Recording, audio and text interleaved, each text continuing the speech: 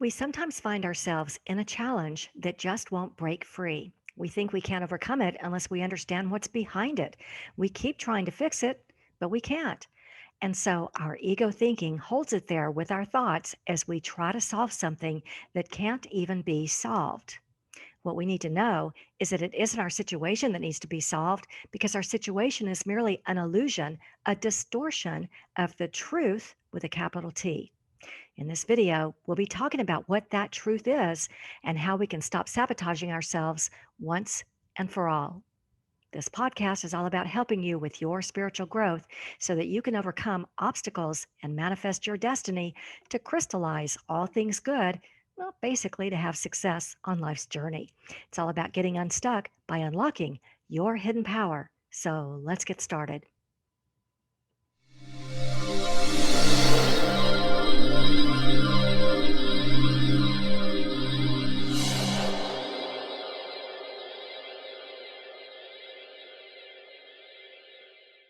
Hi there, and welcome. My name is Remy, like Do Re Mi. I'm a best-selling author and creator of the Get Unstuck Revolution. I help extraordinary women just like you dissolve the obstacles in your path so you can bring success to you. Now let's get started with today's video. Okay, let me jump off the screen here and switch over to my laptop. Today, we're talking about the illusion of dis-ease. And when I use the word dis-ease, let me just highlight the difference.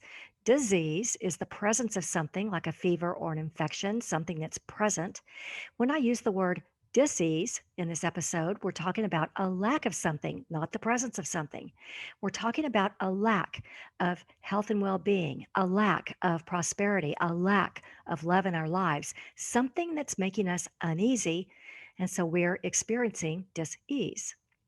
We feel like we need to figure this out, but figuring it out is a distraction. That's an ego tactic to keep us hooked. We can't fix it because it can't be fixed. All that does is cement our faith into the now reality, and the now reality becomes our prison. Our challenge becomes our prison. Well, today we're going to look at how disease sabotages the love and prosperity and success that we truly want. If you'd like to see success and full abundance along life's journey, and if you're wanting to tap into a greater knowingness and align with the higher consciousness of your infinite self, instead of the lower ego thinking and negative thoughts that push success away, then this is for you.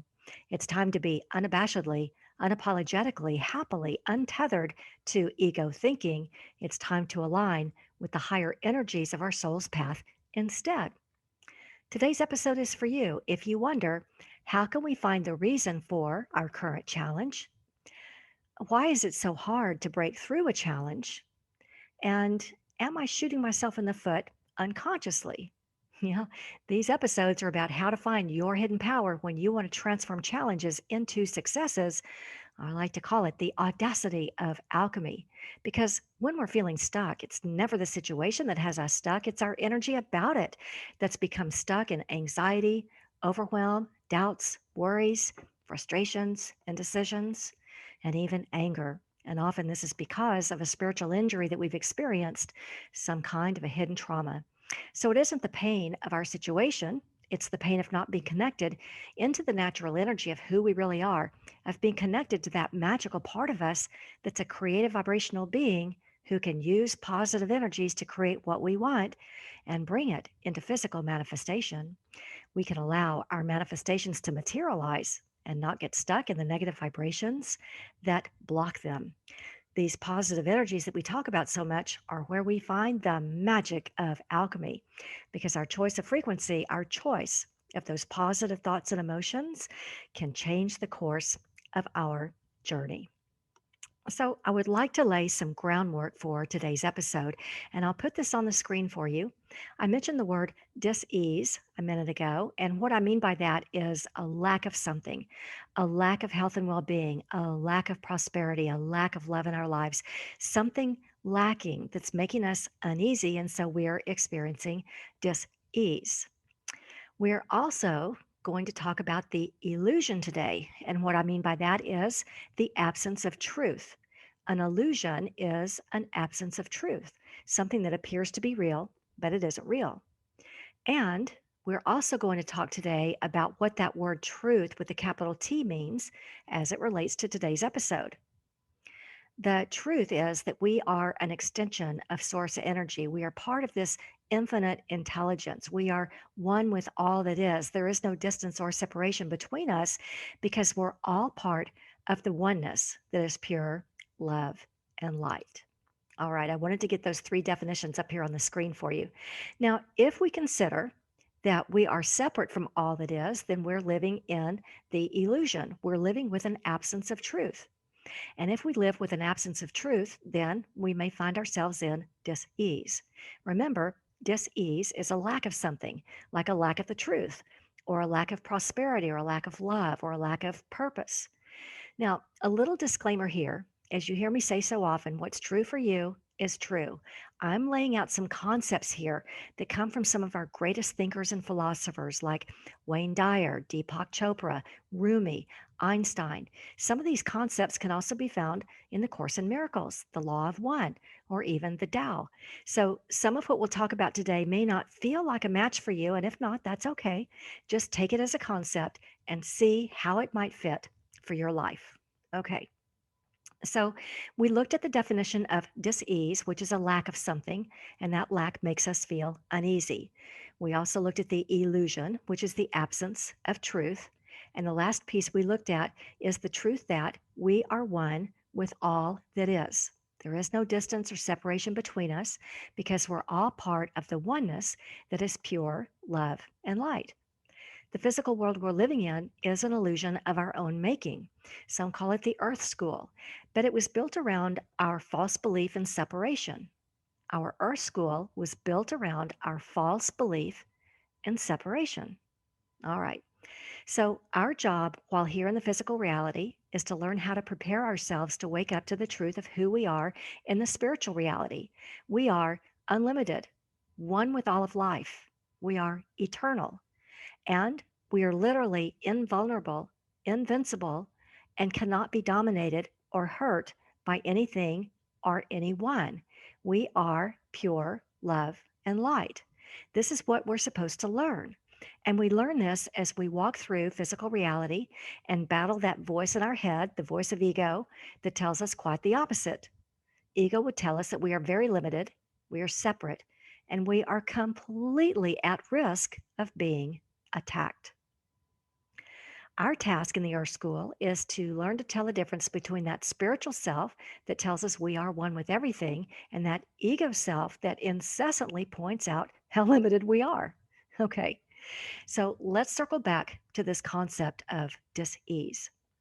Dis-ease represents a lack of something, a lack of prosperity, which we're going to talk about today a little bit more in depth. The lack is something that is making us uneasy, and so we're experiencing dis-ease. We think we can't heal until we understand what the purpose our disease seems to serve. In other words, if we're lacking good health, we think we need to understand what purpose this is serving. If we can't find a job, we think there must be a purpose behind it, and we question ourselves. If we're lacking love in our life, we think there must be a reason. But the reason for our dis-ease doesn't matter. That's an ego tactic to keep us hooked. Our ego tells us there must be a reason. And as we look for a reason or a purpose, all that does is cement our faith into the physical reality, and our dis-ease becomes our prison. We keep trying to fix it, but we can't. And so our ego thinking holds it there with our thoughts as we try to solve something that can't even be solved. So it isn't our situation that needs to heal, it's our mind, our thinking about it that needs to be corrected. Whatever reason the mind comes up with for our dis-ease, it literally has no meaning, but our ego thinking holds it there in place. But hear me when I say the reason behind it doesn't matter. What's in the physical now moment doesn't matter. When we see the truth, then our dis-ease cannot exist at all. Let me say that again. When we see the truth, then our dis-ease cannot exist at all. And what is this truth?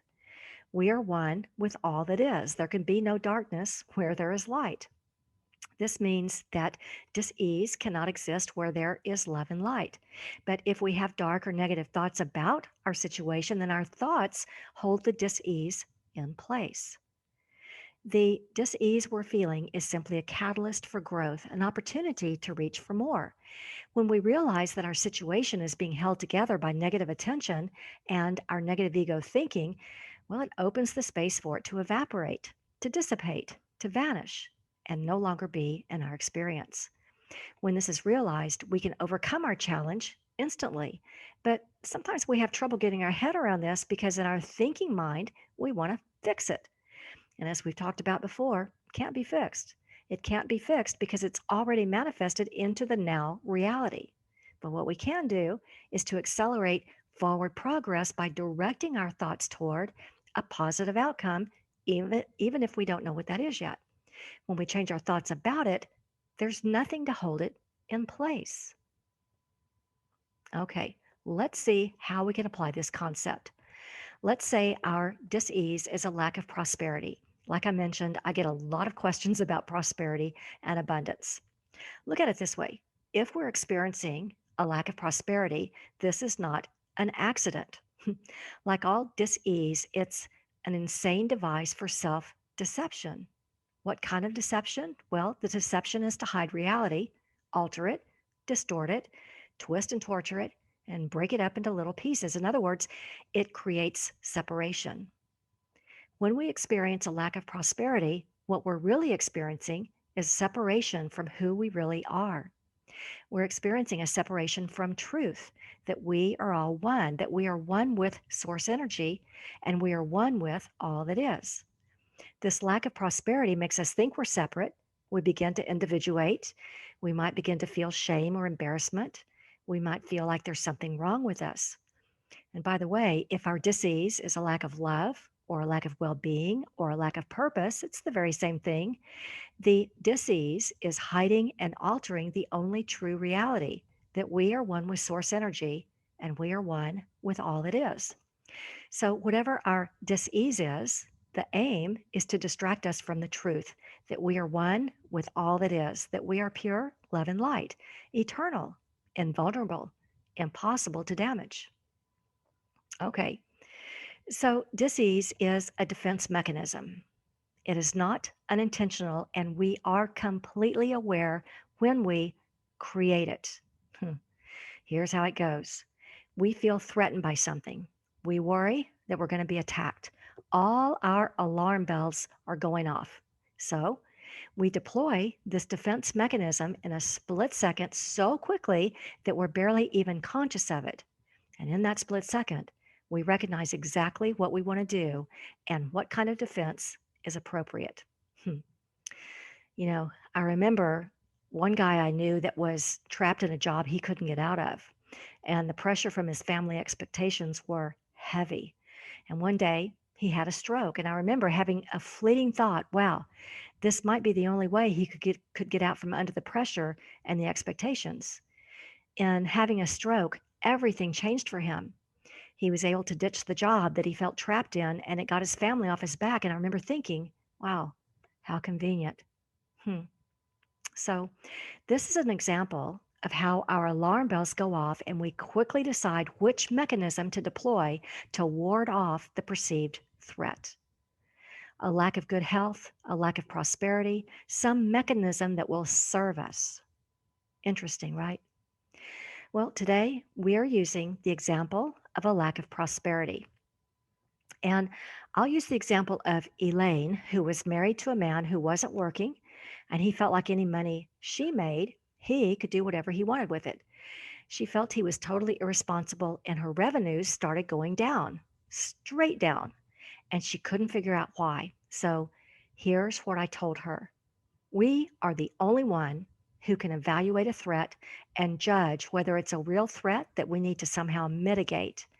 We may set up one defense or a series of defenses to reduce the threat. All this cannot be done unconsciously or by some hidden force. We are very conscious that we are about to create a defense, but we'll quickly forget what we've put into motion. And because we forget it as quickly as we create it, it appears to originate from some hidden force, something external, something beyond our consciousness. Trouble is, the outcome will have a very profound effect on us, and we are completely oblivious that we inflicted this on our own life. So that's the anatomy.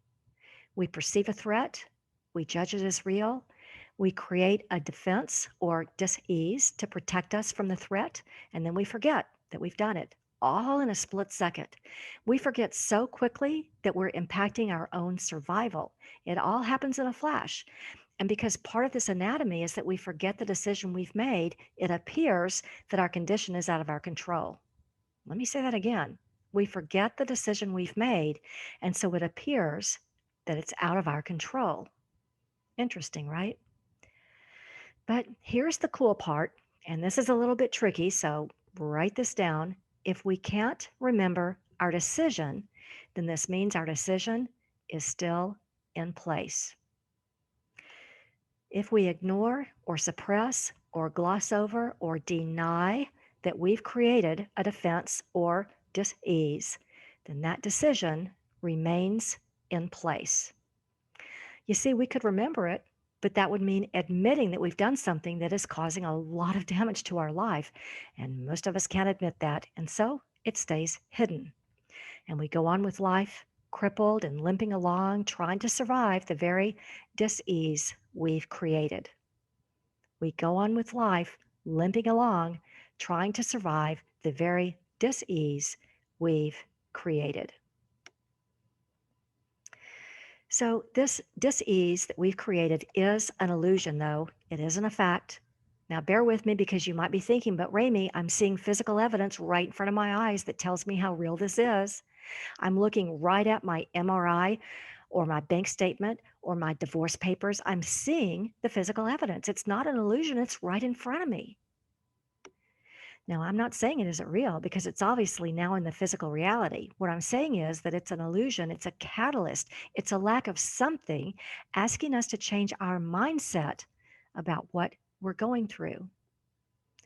Part of the anatomy of how this whole thing works is that whatever dis-ease we've created is designed to hide the actual facts so that the illusion appears very real. It was created that way by design. This dis-ease creates sort of an alternate reality, one that keeps us separate from oneness and all that is. It keeps us separate from who we really are. If we could remember the actual facts, if we could remember the truth of who we are, that we are one with all that is, that we are light and love, but we've somehow created darkness, we would have absolutely no use for the darkness we've created. We would now see this dis-ease as silly and ridiculous, stripping it of the power it's held over us. We would no longer have any use for it. Okay, now there are some experts who say that we don't even have to remember specifically what our decision was. We only have to realize that we did make a decision.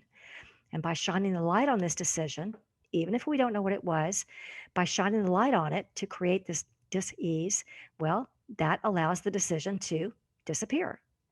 Whether we're sitting in loneliness and wishing we had a partner, whether we're sitting in a health struggle, whether we are sitting in a career or a financial struggle, doesn't matter.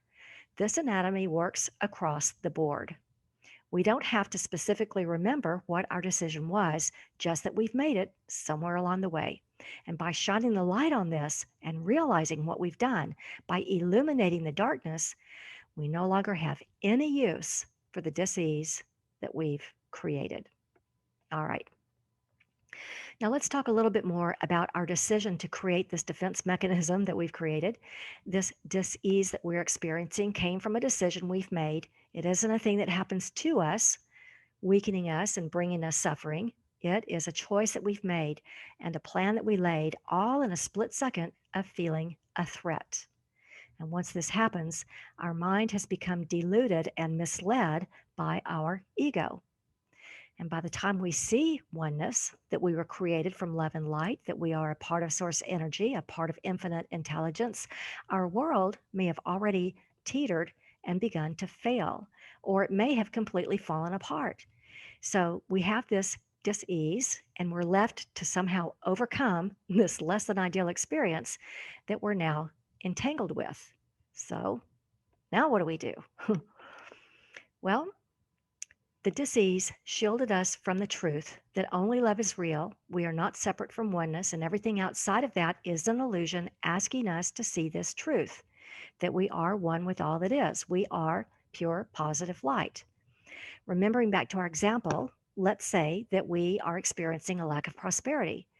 We may have now become one with that lack of prosperity. It becomes part of us, affecting our very well being. We feel pain because of it. And because of this pain, we are now one with the situation. The pain has stitched us to our dis ease. And it becomes part of our identity of who we are, that we're someone who is suffering from a lack of prosperity. And it becomes such a distraction that we stop seeking the truth of who we really are and we shift into trying to fix it. We can't fix it because it's already manifested into the now reality. The very dis-ease that we created to protect ourselves is now bringing suffering. It twists and tortures us, literally commanding us to succumb and cease to be who we were meant to be.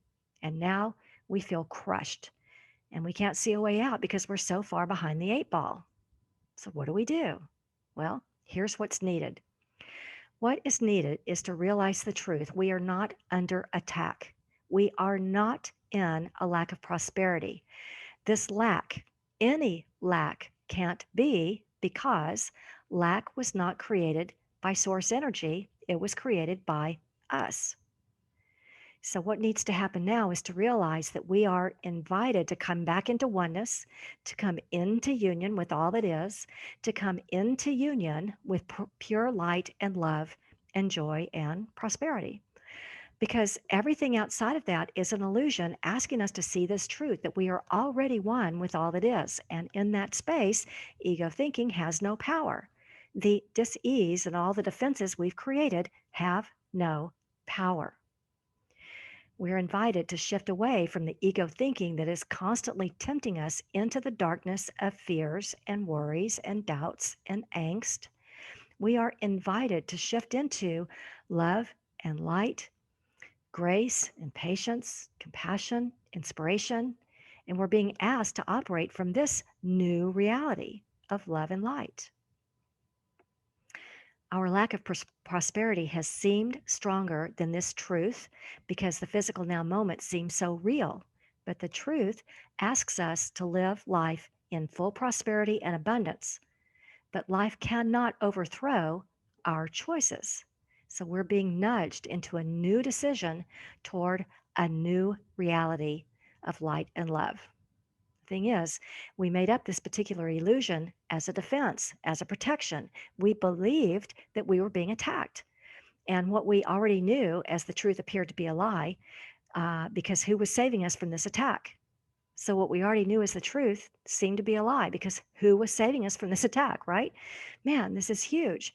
What we thought was the truth, that we were created from love and light and therefore one with all it is, we thought that was the truth, but was it saving us from the perceived threat?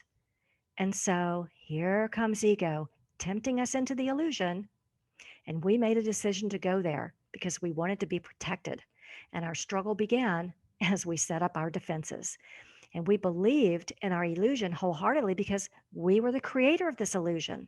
And so we're hooked. We've bought into it. So, regardless of this illusion, universal laws, well, they still remain intact. The flow of prosperity and abundance keeps flowing. We still have the choice to believe the illusion we created. We still have the choice to suffer, but we need to realize that this keeps us separate from oneness and love and prosperity and joy. It keeps us separate. The defense we set up was designed to defeat something that simply cannot be defeated. And when we come to realize that we are already one with all that is, we realize that the universal laws can never be changed, not even by the defenses and disease and illusions that we create. We will always be one with all it is, and this cannot change. This truth will not try and control us. It won't plead with us to understand. It will not try to prove to us how insidious ego is. Truth merely wants to give us happiness because that is its purpose. So, this truth sits back and waits with perfect certainty that we will one day receive this truth. because it can be no other way. As we accept the truth of who we are, as we lift our thoughts to a higher consciousness, it opens our prosperity or relationships or health to be transformed into an amazing new and empowered success. All right. As we empower ourselves toward self expression and who we are at our core, without the negative thoughts and emotions that can drain us, we are choosing a higher frequency, higher and better thoughts because our choice of frequency, our choice of more positive emotions, changes the course of our journey. So, reflecting back on everything we covered today, how can you apply what you've learned? If you got nothing else from today's broadcast, the thing I most hope came through is that if we can remember the truth of who we are, that we are light and love, but we somehow created a darkness, we would have absolutely no use for the darkness we've created because now we know the truth of who we are. We would now see this defense we created as ridiculous, and we would strip it of the power it's held over us. We would no longer have any use for it. All right. Well, I hope this helps you as you're using the powers of alchemy to transform challenges and obstacles into positive new successes. This podcast is all about helping you have success on your spiritual growth journey. It's all about getting unstuck by unlocking your hidden power. But if you still can't get your head around what's got you stuck in life or in business, you can tell me about it. You can send me a question to questions@unlockyourhiddenpower.com, or you may not know that you can get a free copy of my latest book at unlockyourhiddenpower.com. You'll discover the 22 undeniable laws of alchemy and how to take a wrecking ball to doubts, worries, frustrations, and indecisions so that your challenges evaporate right before your eyes. You can get your instant download at unlockyourhiddenpower.com. Well, thanks for joining me today, and I'm wishing you a life filled with all the alchemy you need to bring success to you. Feel free to share this video with anyone you know who's feeling stuck, and I look forward to seeing you on the next episode.